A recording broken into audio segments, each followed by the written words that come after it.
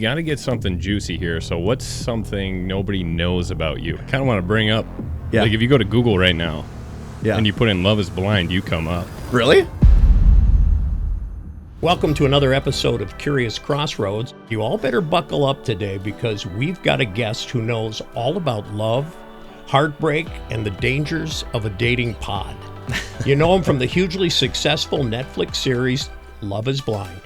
He's charming, he's fearless, and he survived reality TV.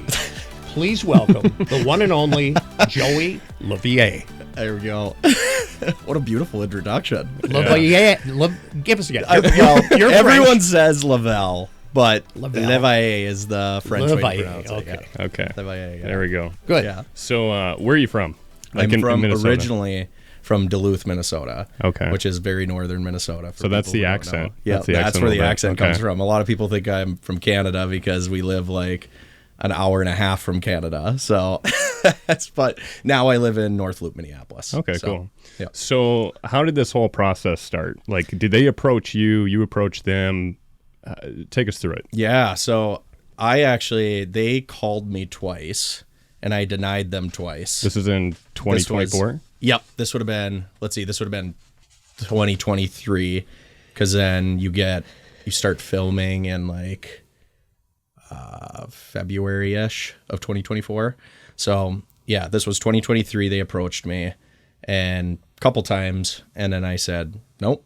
And then third time was a charm and just basically it worked out. They had to like kind of rush mine through a little bit because it was only like a 3-week process for me, like interviewing and going through it, doing like the psych tests and everything. So it was very, very quick. Do they vet you quite a bit? I mean, do they look to see if you've got a record or? I sure hope they do. I think so. I don't know all the details behind it, but yeah. Is it so through Instagram? I think, yeah, they just called me. So I think they must have gotten my number on either like LinkedIn or through Instagram or someone like that. So okay. Yeah. So they were looking to put together a show in Minnesota, and they just started looking like on Instagram for what people look like, what they had to say on Instagram. Yep. And then narrowed it down to your group. Yeah. Huh. So that's really cool. How many other people, like she said too, there's like a bunch of people on that show that they don't show. Yep. There's 16 guys and 16 girls. So did you make a lot of connections with the guys that weren't even on the show and even the girls too? I did. The main connections I made were with the guys that like the final 5 guys, and then there's a few others in there too. So who would you say is maybe some of the best friends that you made on the show? Oh my God. Okay. I got a big group of them, so I can tell you them. Danny. So Danny's the one that gets married to Taylor. Yep. He's got the heart of a golden goblet. Yep. He's the only one that got married. He's the one that got married, yep. Okay. I'm also close with Taylor. Taylor is amazing. She's just this funny, energetic person, and I feel like you don't get to see her humor on the show very much, but she's hilarious. Scott and Tom, you don't get to see them a bunch, but Tom's the Costco guy. He's just like the biggest teddy bear.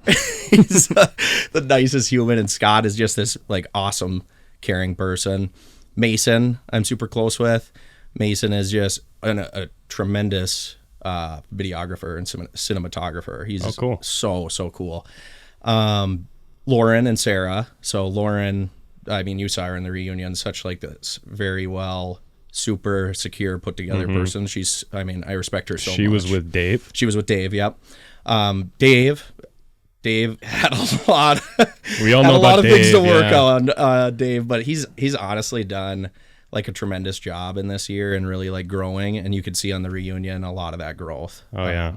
Well, the first thing with Dave, awesome. like you say, where it just seemed a little awkward. Him going around to everybody at the party. Did you have sex yet? I just thought, wow. So I think that's hilarious. And I could kind of handle it with the guys, but then he started asking the women too. So it's funny because the producers were like, so you guys should like talk about this right now. And I think Dave took that a little bit too seriously. And he's like, okay, I'm going to talk about this. And then he's like, then all of a sudden they clip him asking everyone. It's hilarious. So that is like one of the funniest scenes. I kind of want to bring up, like if you go to Google right now and you put in Love is Blind, you come up. Really? With Sarah. Oh, really? Oh, is there any the rumors? No, so the story behind all this. Yeah. So we have a really close group, like I was telling you. So Sarah, Taylor, Danny, Scott, Tom, Lauren, all of us went to go visit Sarah in Nashville, and we became pretty close. That was like, I think like 5 or 6 months after the show or something like that. And so we call our crew the Yeehaw crew, because we kind of started it in Nashville and became all like really close, really supportive of each other. And so Sarah and I just have become close. We've been like really good friends, really supportive. You kind of lean on each other a lot during this, because it's intense. It is like a lot. There's a lot of emotions that go behind it. And so like I would say in the last month or so, her and I became really close, and we kind of discussed if there could be any potential there, any interest there. And ultimately we just decided, I don't think either of us are in the capacity to do that right now. And so we're kind of remaining this really like close support system for each other. So that's what that is. So we're not dating. Okay. So we just cleared that up. But that's how the rumors kind of all started with it all. Okay. So, for people that might not have seen the show yet, give them the premise as far as the pods and what's that all about. Okay. Yeah. So 16 people. So 16 girls, 16 guys. You go into these pods and you date. And the first day you date for like 10 minutes. So you're basically, and then you rank them 1 through 16 based off of that. So 1 through 16, you rank them. You have a 10-minute date. It's basically like, do I vibe with this person or do I not? The next day, then it goes down to 8. Your dates lengthen, and you do the same thing. So that first day, all 16? All 16. Yep, you date them all. You rank them on a piece of paper? Yep, they give you a sheet at the end of the day. You write down their names. So, and then you have a little notebook that you're like taking like notes and stuff, and they're funny. I look back at it; it's hilarious. Some of those notes.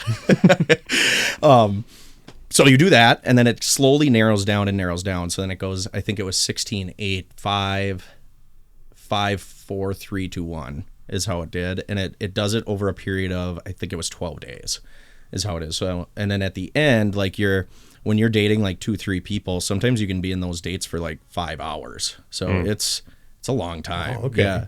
And so you do night dates too. So that's why you sometimes see you'll see a scene where I have my very, very exaggerated Minnesota accent and I'm like laying on the ground with a blanket on me. That's a night date. And so sometimes you'll film for like 16 hours a day of like dating. Holy like crap. I did not know it was like that. Why did yours seem to go so much faster? I mean, you guys were just engaged. It was by the second episode. Yeah, and we get engaged at the same time that everyone else does. Oh, you So do? it's like an editing kind of a thing. It's an editing. Oh, they made it. It just seemed like you were just the next day you guys were engaged. I know, like, it's holy crazy. crap. And there's so many conversations in there that you don't see, and so many like deep conversations. I wish you could like almost watch it all back, because I felt like you didn't get a lot of the story behind all those couples that got engaged, like the really deep conversations we had in there. So, yeah. Yeah, because that's kind of one of the critiques is like, oh, this one was kind of, maybe a little bit more boring or whatever. But it's like, is it because we're from Minnesota and we're just like, we don't have as much drama and issues? Or is it just like they didn't get all of it, or what's up with that? I don't know. I mean, I think it's a mix of both. I think there's partly, Minnesota, we're pretty chill people.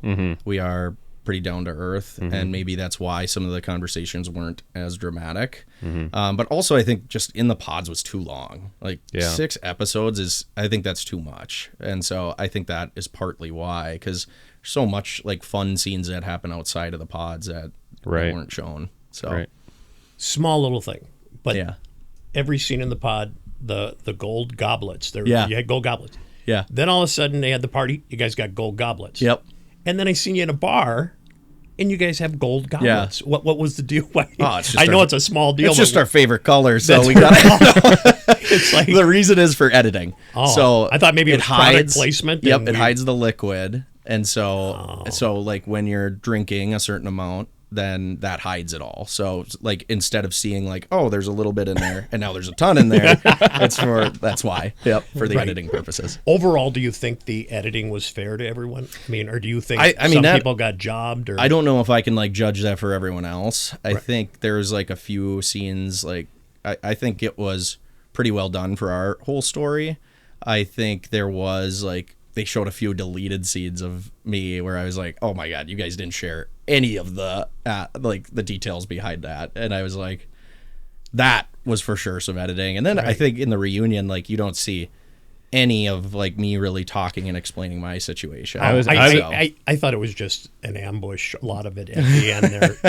The guys were just ambushed. You know, to be honest, maybe some of it was deserving. I don't know, but I'm just saying it looked like the narrative was really spun towards. And I do get it. Like there's real feelings there. There's, I mean, we go through this intense experience together, and there's a lot of emotion, a lot of feelings. I think too, part of it is you're rewatching all of it, and feelings can come up again, and re-experiencing like emotions and that, and so I think that's part of why it just feels so harsh.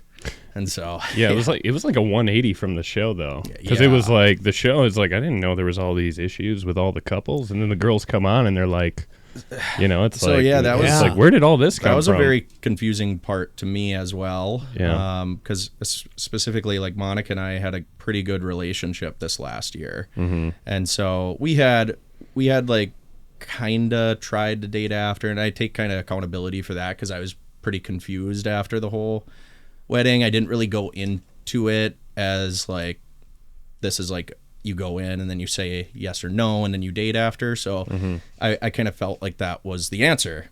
And so we kind of tried to some capacity, but I was confused. So I blame myself for that and kind of probably reflecting that confusion onto Monica. But we end up having multiple conversations, and ultimately we took like a little break, and then eventually we decided let's be friends and have some sort of relationship this year. And her and I would talk and follow up with each other, and the same with my sisters. She was actually really close with my sisters. And so about 2 months before the reunion, she kind of cut us off, and we didn't really know why. And so it's still kind of like a confusing thing. And as you can see, I'm kind of confused on the reunion when you can see my face. Well, I feel like you said too, like I think you got kind of a bad edit on that. No, it's I like appreciate it. Well, I mean, I do editing and stuff, so I'm watching the edits, and I'm like, there's a lot of trick edits in there where it's like they're cutting to Joey, and it's like they cut out something in between, like quite a bit. Yep. So there's a lot of my explanations that weren't in there. Yeah, I think they're really trying to, push certain narratives and things like that. So. Did you guys have any indication before you got to the altar there? Did you have any indication that they were going to say no or yes? Oh, like Monica and I? Yeah. Yeah. Right. So, or did you know ahead of time that it wasn't going to go down? So I was always like, it's going to be a yes or no on the altar for me.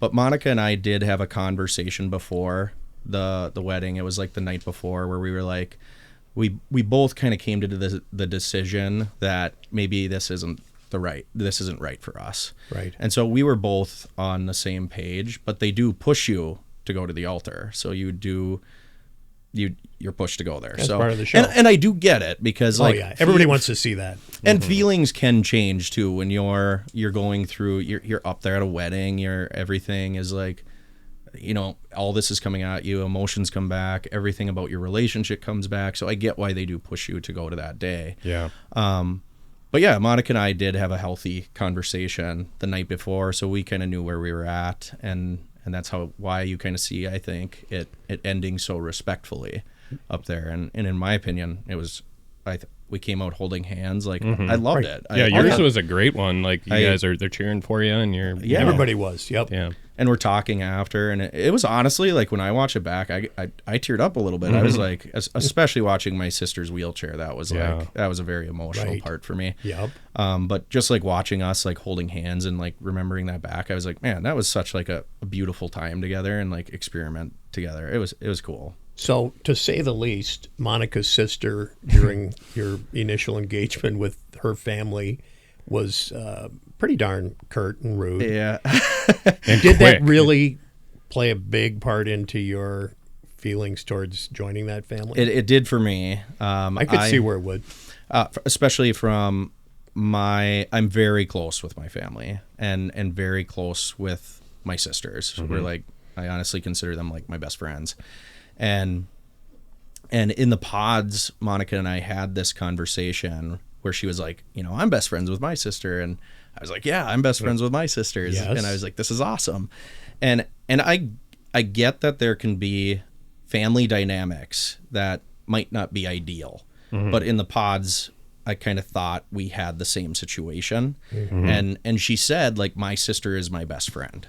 And so I was like, awesome, we have the same situation. Then I got there and the dynamic was way different in my perspective. And so that's where it was really tough for me. And when I wasn't really accepted, that was tough because I want to be accepted by a family. And I want my family to accept my significant other, Monica, in that situation. And so my family my sisters were, but it wasn't reciprocated. And from everything we saw on TV, the editing and everything, it just didn't look like you deserved that sort of attitude from the get-go. From Monica's sister. I mean, she was right out of the hoop. You're a bad person. Was that the turning point for you? Was that kind of like, I mean, were you still... So honestly, the turning point for me was actually the photography shoot, because I didn't really think it was genuine. And so I kind of felt like that wasn't a true apology, and it didn't feel serious, and how she was like speaking to me during it and after it and everything. That was one of the biggest things for me, for sure. Yeah. What are your thoughts? Well, I guess first the communal sock thing. What's that all about? That was weird, dude. That was so weird. So the whole family just goes and they're like, "What do I need today?" And I take socks. Dude, that was wild. I've never seen that in my life. I hadn't either. I was shocked. I don't think many people do that. That was really wild. weird. And the fam jam was I kind of loved the fam jam. Did you really? That was kind of fun. That was you got into it. I just got in there and I'm like, let's do this. Like, this is quirky, this is wild, but I kind of love it. It's TV. But I was going to bring up, I mean, dude, this experience is nuts. It's crazy. Like it's one of the biggest shows in the world, for sure, on Netflix.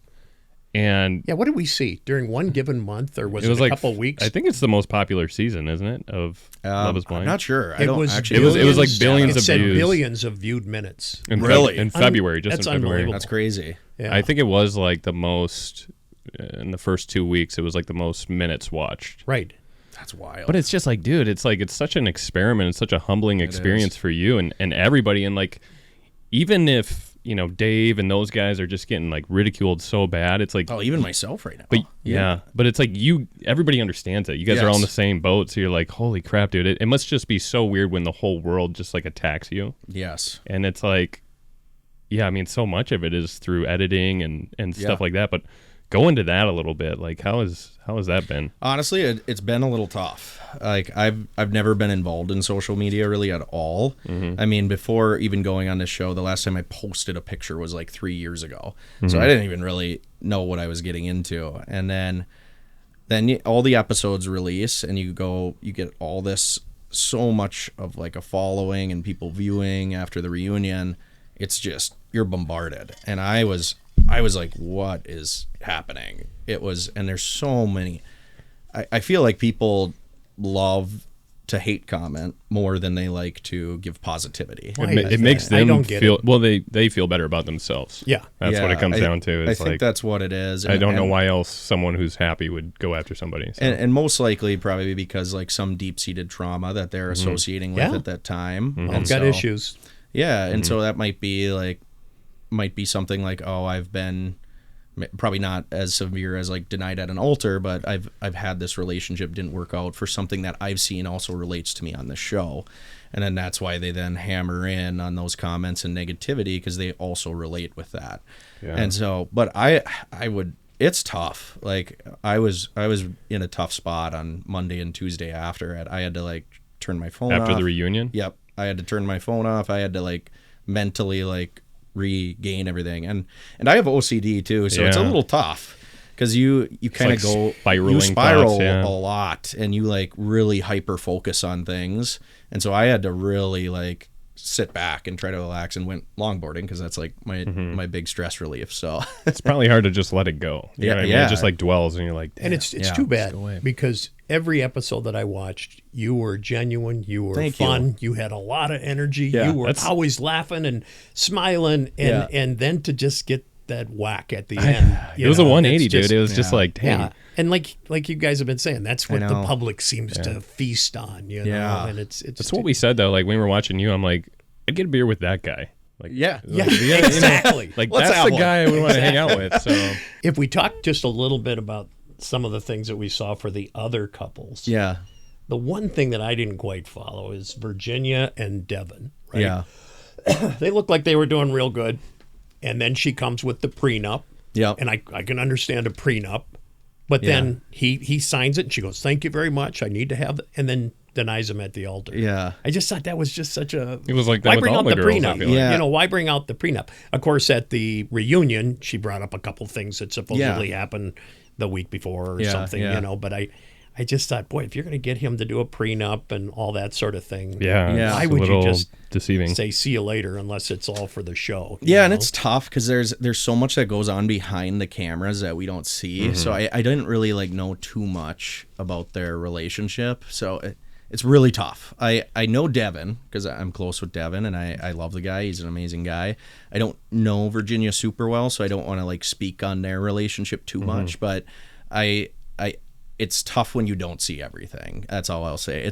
There's so much that goes on behind. So like looking back, yeah. would you have still done the show after it's all said and done? Yeah, I love the people I've met from this whole thing, and I think it is a really cool experience. I will say it is tough taking the amount of hate that you get, and for things that are I mean, yeah, I hold myself accountable for things. I think there's definitely things I could have done better, for sure. But it's tough when you get ridiculed that hard, and you're looking at your comments constantly, and you're like, oh my God, like there's a lot. And I talk to like Dave gets hammered, Sarah gets hammered. I mean, there's everyone. Yeah. And it's just like, calm down, please, people. Can you just? Well, we're trying our best on this like reality show. Yeah. That you're trying to date someone at the same time. Well, it's like you almost become like yeah. not a real person. Like you're just like someone that people can attack and go after. Yeah. It's like anyone on the internet that's commenting. It's like for some reason when you comment on the internet, it doesn't count. But it's like in real life, if they did that, it'd look be at any messed other up. star. I don't care who they are, Tom Cruise, whoever. Yeah. They Yeah. get the same thing. Yes. You know, they definitely have to get a thick skin. I think a lot of them just don't even take part in the social media. Yeah, you it's know, weird. they just turn it off and they could care less about that side of it. You know. Yeah. Yeah, it's I tough. just encourage people to, especially anyone that has been on a reality show or is going to think about being on one, make sure to really focus on your mental health before going on it, and then have a plan after, because it's tough. It's really, really tough. And so that's what I would highly encourage. The only, getting back again to the other couples just for a minute. Yeah. The only other thing that was a little bit hard for me to watch was when Mason got turned down by Madison. Yeah. Yeah. He gets turned down by her. I think He it's wanted so her. funny right now that you're like gossiping over it. It's ridiculous. Like this is the new demographic for Leveille. That's awesome. But then Meg comes in. And he says, hey, I want you now, And Yeah. she's like, dude, you just wanted her before. And now I just felt so bad for him, because he really does seem like a neat guy. And now he actually is he still with Meg? Well, yeah, they're great friends. Yeah. They're like, so, that's nice. they're that awesome. That at least came of it. I think- actually thought she was a better match for She was cool. him than I liked her a lot. She's awesome. Yeah. Meg and Mason are great. I don't know what's going to happen for them in the future. I have my hopes, but Right. I think they're amazing Yeah, people. they do So, seem to yeah. go well together. Do you feel like you were able to be yourself the entire time at the show? Yeah, what's interesting is they asked me to, so everything went so fast for me. It was like a 3-week process or something like that. And I think I got asked to be on the show like 5 days before I was supposed to fly out. And they were like, you should start watching Love is Blind, because I had never really watched it before. And so I was like, they were like, you should definitely watch it so you know the concept and everything. And I was like, no. I was like, I want to be 100% Joey on the show. Yeah, that's cool. I was like, I want to be authentically me and learn everything as I go, as I normally would, and just be Joey. Yeah. And that's what I did. So you didn't watch any other seasons? No. Really? Yeah, the only season I've seen is season 7, because I was on their reunion. So that's the only season I've seen. See, I would have been just the opposite. I would have been watching everything. That's seeing how that's they what handle most all people this do stuff. is No, watch that's them great all. that you But did I it was that like, way. no, I just wanted to chill and and be me, authentically me. And you say part of that was just like your sister's like, come on, Joey, do it. Like, yeah. You're just kind of that free-spirited guy where you're like, I don't care. Yeah. And I thought I knew the concept of the experiment, obviously, and I thought it was really cool. And I really think like getting to know someone through all the mental first and their intelligence, their emotional intelligence, and I think that's really cool. So some of the fun stuff going out to the Vikings facility. That was awesome.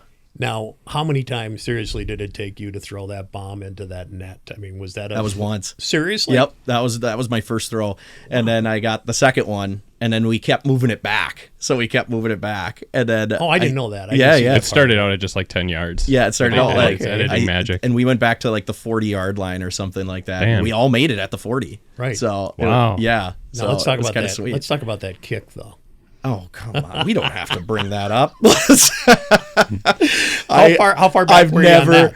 I am so bad at kicking a football. I'm just like, it was bad. You're a big football player, though. Yeah, I was a linebacker. So where were you thinking about going for D1? Well, I had a lot of different letters come my way. There was like Harvard, Yale, Brown. There was a lot of different ones. And so if I would have gone, so they invited me to come visit them and discuss, and I ultimately chose not to because we had a really tough family situation. So to kind of go back a little bit, I grew up with a sister with cerebral palsy. We never had a lot of money because we had a lot of medical bills that kind of collected from that. Shortly after my sister passed, my parents got a divorce. And so I chose, since my younger sister was still living with my mom, I chose to stick around because I felt like she needed some type of support figure there. And my older sister was in med school, so med school is super busy. She wasn't able to be around. And so ultimately I just chose I have to let this go. And I knew with our financial situation, I would have to help my mom as well. So I worked like 2 full-time jobs in college. One was landscaping, one was at a behavioral health specialist, and then I did some tutoring at the school to pay some extra stuff. So yeah, I did. I needed to kind of help in that situation. And looking back, it's tough because I loved football. I absolutely loved it, but that was the right decision at the time for sure. You know, I think it's really neat too that a celebrity opens up about something like obsessive compulsive disorder. Yeah. When did that start with you? Was that during those times? Yeah. So when my sister was like kind of in and out of the hospital all the time, that's when it originally started. So when I was younger.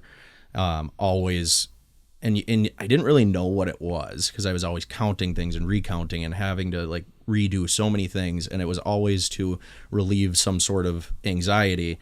But with it, you actually understand that it's not normal, which is interesting. So you know that it's happening and you know it's not normal, but you still have this compulsion to continue to do it.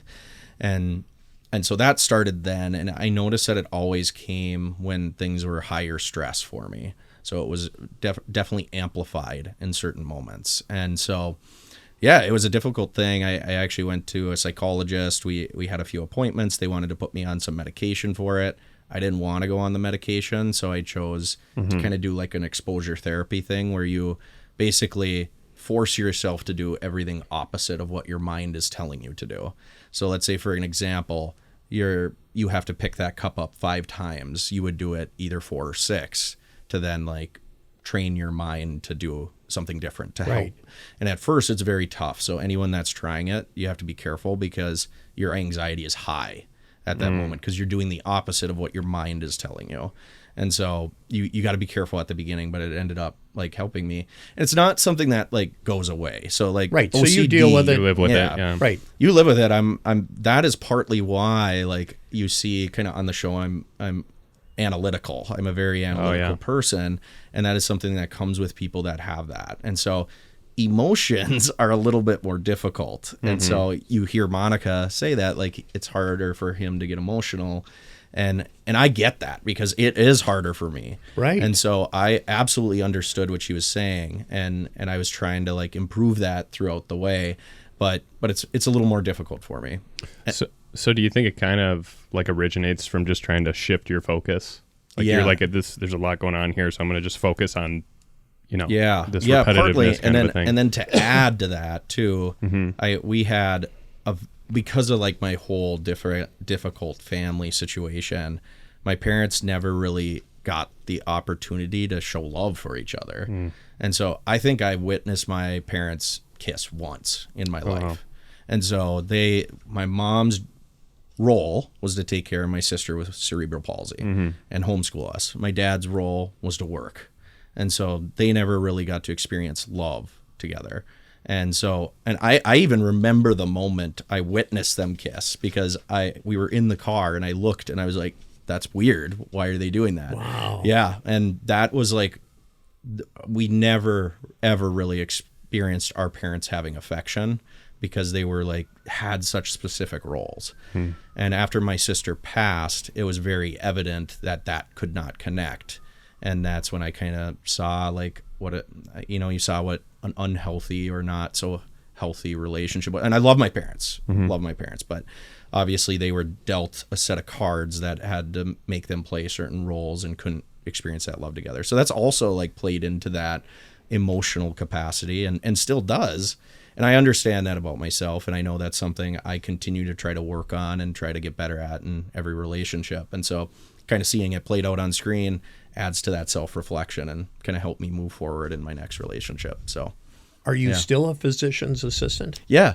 Yep. So you're helping other people? Yes. Yeah. You think that kind of came out of something like that? I always wanted to go into medicine because of my sister, because I lived in a hospital basically. And so we would always be in there, and I always kind of saw like how it worked, how like providers and anyone that was providing care to my sister, how they interacted and how I liked it versus like providers that I didn't like that interacted. Right. And so I saw like the ones I loved, and I was like, okay, I think I can like bring this to the table in the future. And so out of kind of like honor to my sister, I wanted to get into medicine. And so that's what brought me to that. And same with my older sister. It was why she went to be an MD, and my younger sister to be teaching, because she wanted to kind of have that same similar caring capacity. So that's why we all kind of chose our careers. So they've been good about your hours that you work? So I work in healthcare administration now. So I actually have a pretty flexible job. Oh, nice. Yep. So I mainly work from home, which is nice, because I eventually got into the business side of things, because I moved my way into the company and kind of took on opportunities because I liked the business side. And I felt like I could connect with my providers really well. And so that's what kind of brought me to that. And so now I'm in healthcare administration. Yep. One of the fun things that I think people are talking about is on the show, Monica brings up that she liked Sound of Music. Yeah. And you said that you've seen it thousands of times. So yesterday, I'm online and Instagram, and here's Julie Andrews on a mountain singing the Sound of Music with your you've seen that? Your face is photoshopped. My sister's made that. Oh, so, they did? No way. Okay. Wow. I just thought that is just so that's gone viral. Yeah. My sister's made that. So that's just hilarious. Yeah. It was so funny because the reason behind it, you guys might know or might not know, but since I was homeschooled, your grandparents. Yep, my grandmother, and she had narcolepsy, so she would fall asleep when we would be doing our homework and stuff. And when she'd wake up, she'd replay the Sound of Music again, because she was like, "Oh, I missed those parts," and then it'd go back and back. So saw it so many times. It was hilarious. That Como Park Conservatory sushi dinner. Yeah, that was pretty cool too. That was cool. I mean, what a neat place. So and I guess you can rent that out. I mean, for weddings and that sort of thing. Yeah, you can. How long did it take to set all that up? I mean, do they just call you in at the last minute? Yeah, they call us in, right? They don't even tell us where we're going, so we don't even know where our dates are.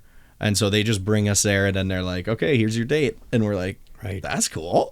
So we don't know anything until we're there filming. It's just amazing. Yeah. How spontaneous you were during the show. Yeah. I mean, just off the cuff, you never seemed like anything was being overthought, you know. Yeah. It's just, and for not being an actor. Yeah. Because you don't have any acting experience, do you? No. What's next as far as, I mean, are you getting offers to do other things? I haven't really. I suppose the show just ended. Yeah, the show just ended. I haven't really. I mean, they asked me to be on Perfect Match, which is like the show after Love is Blind. I denied them because I was like, that show doesn't look like my vibe. Right. So I didn't really know it. And then I looked it up after. And I was just out of a relationship. I was like, this is way too soon for me to start dating someone again. That would be unfair to the other person. Be a little shallow. Yeah. So I was like, that's not for me right now. So I don't know if I would do a dating show again, honestly. It was intense, and that was a lot. And and especially with like the hate that comes with it now that I see, I don't think I would do a dating show again. However, I'd do something like HGTV or something like that, like something fun or like a travel show. So if they had a best of and they wanted you there, you probably wouldn't do it? Or a best of? You'd think Of Love dating? is Blind. Oh, I don't know. I don't think that would work because then you'd know everyone and you'd be like... Speaking of that was kind of cool too, right? Or not cool, but Danielle and Taylor, they had that one thing where she goes, hey, you've been following me. Yeah. You possibly were following me on Instagram. Yeah. And my thought was, so what? I mean, he's into you. You're into him. Orchestrated a little bit. Yeah. Yeah, like, I don't know, but I'm just saying that, like he said, was that orchestrated, do you think? Or do you think she seriously had an issue? I think she didn't have an issue. I think she was just, I think this is, to add some context. Yeah. So Taylor knew, so her and I went to Scholastica together. And she went 3 years before me. Oh. And so she found that out, and they had to cut off all our dates. And so I think that might have maybe played a factor in that at the end. Because they had a huge speech after that. And they were like, if anyone knows anyone, you got to tell us. And she was like, and all of us were like, what's happening? I didn't know her. I didn't recognize her, but she recognized me. So they had to cut off all the dates. Wow. Yep. So I think that maybe that like spook factor played a factor for her, like after. And she was like, oh, like maybe had that still in her mind. That from my perspective. And for people at home, you weren't supposed to know any of the people that were in the pods. You were not. That's the backstory. That was like and she found out that he maybe did know her and was following her. Which throws a little bit of a throws the experiment off, basically. Because you're not supposed to know what they look like and that sort of thing. But did they ever finalize? I mean, they didn't know each other. Yep. They didn't. They didn't. Nope. It did seem a little set up when the gal comes in with for this you can look at your phone. We'll let you look at your phone. Mm-hmm. Yeah. And I loved, though, that when they were doing that, you saw that scene where they both go Bueller at the same time. That's awesome. Like, that's such a cool... And then it kind of shows that moment where you're like, okay, these guys are awesome. They're meant to be together. Yeah. It's so cool. Yeah. And they didn't plan that at all. Like, that's so cool. You still talk to them, right? Yep. Very close with them. They're strong. They're going strong and everything. Yeah, they're awesome. That's they're cool. A great couple. That's cool when great it actually They works actually out. just went out to dinner last night, and that crew I was telling you, the Yeehaw crew, we sent them a bottle of champagne and said it was from the Yeehaw crew. So it was cool. Yeah. That's great. Yeah, it's awesome. Awesome close group we've gotten from it. I couldn't be happier about that. So it's just the constant ridicule and the online stuff where it's like, damn, man, that's tough. I'm a human being. I've never dealt with that before. You're just always gonna. I think that's always gonna be there. Haters are gonna be haters. Yeah, and you just gotta buck up. Yeah. Like I say, like things change instantly when you're on TV. Yeah, like everything goes out the door. All manners and everything. It's like I don't know why it's accepted, but it's crazy. Yeah, I was gonna say, look at all the haters we get, and you can't really do anything about it. It's just like you can't. And they want you to. They want to have you engage, so that they can come down on you. Do you feel like it makes you stronger in any way? Like after you go through all this, do you just feel like, man, I want to get away from this, or do you feel like I'm now like immune to it? Or I'm getting more immune to it. I think probably getting a little more immune to it. It's so new for me. Mm-hmm. I think as time goes on, I'll get better at it for sure. That's just tough. It's just like so tough because I was so not used to social media as well that it's a lot that came on at me at once. So so give me some grace, people that are listening. Yeah, no kidding. For the bedroom scene, okay? Yeah. Was there the fact that you're bringing this stuff up? I don't even know what scene he's talking about yet. This guy isn't even in the demographic. What's he doing asking all these questions? How many times did you watch this, Devin? But on the bedroom scene, Is there a camera crew in there? Or are you guys doing selfie type cameras? Or It's right over your head. The camera is literally right in your face. really? But Yes. they're not in the room with you. Yeah. They are. And the boom is right over your head, so they're holding the boom over your head. No, It's come on. literally right over you. And I'm it's so awkward. You're like Seriously? So unnatural. I thought It's it'd so be at unnatural. least, a mechanical arm or something. Yeah, I nope. didn't think somebody They're would be they're in room. there. It's like 4 people because they have 2 cameras. They got an audio crew, and then you have your producer. So they're all sitting there, and they're like, "Okay, like do something." I was gonna say ask- something emotional, and you're like, "What is happening?" like rose petals on the bed. And, Yeah, And you get to be good friends though with the people that are doing the shooting and stuff. yeah. like that. I mean, they're love just my crew. My crew is awesome. You're not supposed to talk to them actually, Right. but I did. I was like, these guys are humans. I'm like, let's have some fun. I was joking around with them all the time. So how long did it take to kind of act as if the cameras weren't there? Or do you ever get used to that? So Honduras was really tough. Honduras is like, because you go from the pods where it's just the cameras almost don't seem present because you're just kind of focusing on these very deep conversations. And then when you go to Honduras, it's like a reality check and these huge cameras are around you and following you in every conversation. So it takes a little bit of time. Like I would say Honduras was tough for me because I didn't feel comfortable like filming in Honduras because I was like, this is so brand new and so much. So it took me a little bit to get used to, honestly. Maybe not until a few days when I was back in Minneapolis when I started to feel like a little more comfortable on camera. could have never told. Yeah. Seriously, could have never. Well, I appreciate that. No, 'Cause- I'm honest with you. yeah. What about Nick Lachey? I was gonna nice ask. guy. Yeah, I really liked them. Honestly, they said some really nice things after the reunion. Vanessa was really down to earth. Like when we were in between scenes at the reunion, she would like go up and shake people's hand and like introduce herself and be like, "Thank you for coming. Like really appreciate you here." She was really down to earth. It was really cool. Yeah. I was surprised. How much did you get to like interact with them? Was it just like kind of the reunion and then those few spots? Just the reunion. Yeah, they and just then come you in a few hardly times. see them really. I mean, probably a total of 10 minutes. You Oh, see wow. them 20 minutes. Yeah. Yeah. So they don't have a lot of involvement. I was going to see if Carly had anything. Yeah.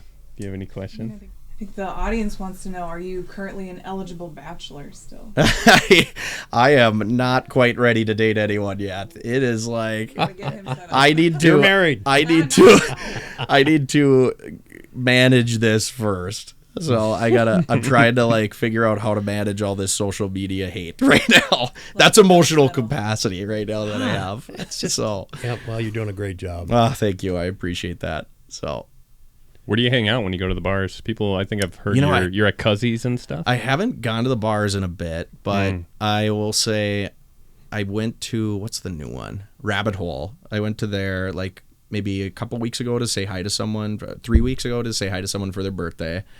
And that was fun but also crazy because that was like the first time people would recognize me. And so I went out and I'm like, it's just going to be regular Joey going to say hi to some friends. And then it was like, everyone was like, Joey. And I'm like, I'm just a regular dude. So when did that start? That was like, when did it air? The first episode? When did it start when you started getting all the kind of the celeb status where people are coming up to you? Like, because that's like, you shoot it a year ago and then all of a sudden it's like, boom. Yeah. Yeah, but the You're, like, episodes away are out all the time. What's that? People are seeing the episodes. On Netflix, it's not like you just see it you can watch it anytime. So I'm sure there's new fans being created all the time. Yeah, but for him but you're saying specifically- for the year time frame. Oh, Because they shoot this a year back. They shoot this in Right. 2024. Right. So I'm just saying it's like all of a sudden there's like a 2025 comes around, all of a sudden he's famous. Oh, and yeah, he's- okay. Yeah, it's weird. It was actually kind of fun. My flight home last night because we were in Austin for an event and I stayed like 3 days just to chill, relax, and kind of decompress a little bit. And on my airplane ride home, it was fun because like a lot of people were recognizing me, and I'm very extroverted, so I like talking with people, and people were asking me questions, wanted pictures, and the flight crew was so awesome, and the pilot was actually on Love at First Sight. I just saw that on your Instagram. Yeah. I was like, is that your buddy or Which was something? I was like, what is that all So about? I was walking out. All the flight attendants wanted a picture, so I was like, absolutely, let's take a picture. and we took a picture, and the pilot comes out, and he's like, hey, you're Joey from season 8. I was from Love at First Sight. And I'm like, what? And so we're like, let's get a picture. So it was wild. funny. But he was a super nice dude, really cool dude. So Cool. yeah. So, did you say it's becoming a regular thing where people Now are, it is, yeah. we're Now coming it up is, to yeah, you it's- and hey, yeah. what's It's kind of weird, but kind of fun. I like it. Yeah. So if anyone's listening, you can come say hi to me at any point. I enjoy talking to people. Have and you answering had questions. any of those negative people come up to you? Or is it- Surprisingly, no. That's I good. think Oh, maybe that's- people just like to hide behind the keyboard Yeah, on those exactly. I was negative gonna say that's ones. not a public thing. Yeah. That's a comment YouTube. they might thing. they might come get a picture with you, and then they're like, "Oh, F this guy." This guy is terrible. So we're just gonna do like a few fun questions, get to know you a little bit. Okay. So let's go back to it. Besides The Sound of Music, what is your favorite movie? Oh, I would say I love Shawshank Redemption. Oh, yeah. Is one of my top. Yep. It's classic. That's a really good one. Ocean's 11 is up there, and let's see. I actually really like The Bucket List as well because that kind of resonates with with my sister's life a little bit, and kind of my mentality of live life to your fullest, kind of what she taught me, and so that I like that. That's movie. like Morgan Freeman Yep. and is it Jack? Who else Yeah, is in it? what's Is it his- Jack Nicholson? Jack Nicholson. Okay, Yep. yeah. You got a favorite book? I really like the book Attached. That's one of the books I read actually after this whole thing, and it's about your different attachment styles. So like secure, avoidant versus anxious. I felt like it was very important to like dive into that after you just went into this super vulnerable mode. Yeah. And so I really liked that book and would recommend it to anyone and everyone. It's really kind of dives into yourself. So What's the only food that you can't live without? live without. Yeah, Oh, live without. Like your favorite food. I think pickles. I Really? love pickles. And so does my younger sister. We're obsessed. Yeah. I didn't see I that love pickles. coming. Oh wow. Yeah. And French fries. Those are probably my top two. Yeah. Who's your favorite band? Are you a music guy? Yeah. So who's your favorite band? Kygo is my favorite artist. Kygo. So EDM. I love Okay. Avicii as well. Those are like my top two. You into any like conspiracy theories or anything like that? Any conspiracy theories that you actually believe? The Illuminati I kind of believe in. So He's a big Illuminati guy. Yeah. I so- think there's an elite group out there. I think there is. I think there's someone So, controlling yeah. stuff. I don't think it is a conspiracy actually.